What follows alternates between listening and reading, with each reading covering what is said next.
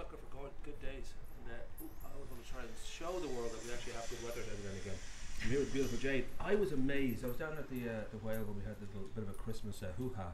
And there's everybody doing the karaoke thing and people are killing some of my favourite songs, but it's all in the name of entertainment. And then you got up and you absolutely floored me.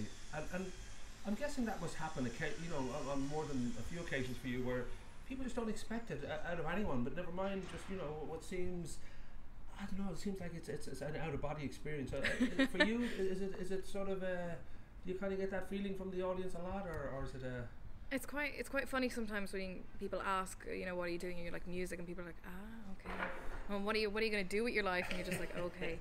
And then they don't kind of realize it's more serious or classical music, and then when it kind of gets around to singing, they just really don't expect that, especially from someone quite young as well. So sometimes it is very funny seeing people's reactions.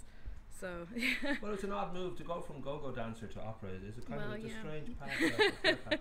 Was it? I know that you were singing from a very early age. You had your very first lesson here with the great Mary Brennan in this very theatre back in its previous incarnation.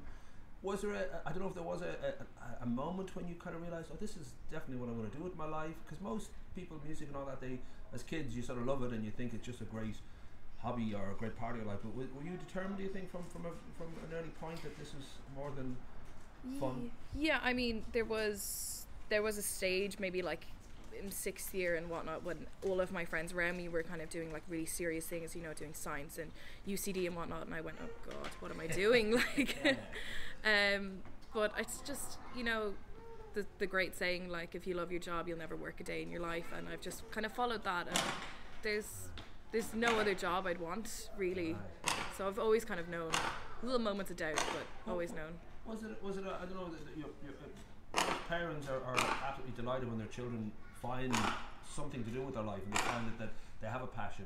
I mean, was that a conversation that you kind of sit down and tell your parents, I know what I'm going to do, or I don't know, the arts is a tough one, really. Did they have a little? Did they say, well, be a doctor and sing in the weekend? Oh God, no, God no. My mom is actually the one. Well, both my parents encouraged me, but my mom's kind of the one that picked it up.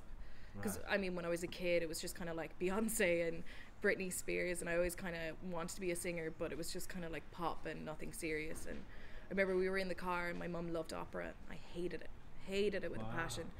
Right. And we were in the car and she just wouldn't stop playing, and I was like, turn it off.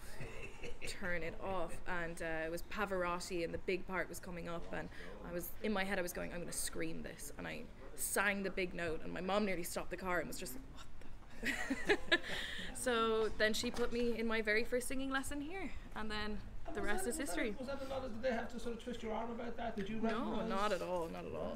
I mean, when I did opera, and then they're saying, do you know what, don't learn some opera. Well, my first singing lesson, I kind of assumed it would be pop, and then the first kind of thing I was given was in Italian, and I was like, what is this?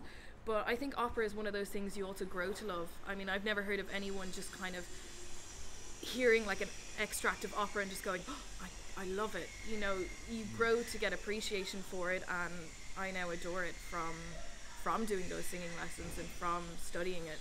Well, music's all about timing, and you think of something like Nessun Dorma becoming like a football anthem. That's the strangeness of this life. That people will recognise in the piece of music the passion and the beauty and all that, and the soul of it. And that's the amazing thing, that it will cross all sorts of barriers. Somebody who wouldn't have considered themselves an opera fan will suddenly have this blasting out of their telly and trying to sing along. So, of course. Yeah. So for you, I know you're in your 2nd year, Bachelor of Music. Mary Brennan's still in your life, and she's been sort of key to a lot of this. As I said, it's a tough line of work, so I don't know whether you've got a sort of a definite plan.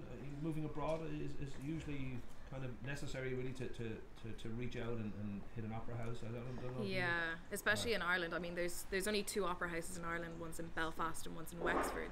Okay. They're both extremely difficult to get into. So I'd also like to move abroad as well, just to kind of there's just more of an audience for it abroad, especially in Germany. I mean, there's opera houses in every kind of major city there, more than